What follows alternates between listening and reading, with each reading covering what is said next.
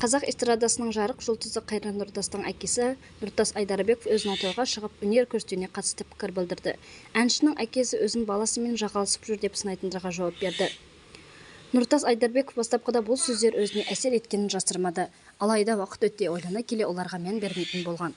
Аптасына 1-2 тойға барып қоямыз. Қолдан келгенше билетіп, көңілдерін көтеріп қайтамыз. Балаңмен жағаласып, анау-мұны дейтіндер бар.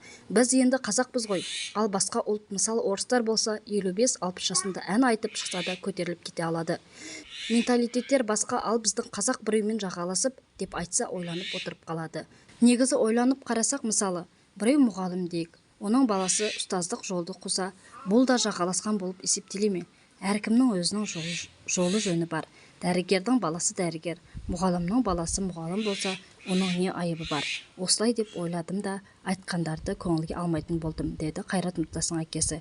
Әсембике бағдарламасында берген сұхбатында. Сіздермен болған жаңа жаңалықтар арнасы. Арнаға тіркеліп, жаңа жаңалықтармен таныс болыңыздар.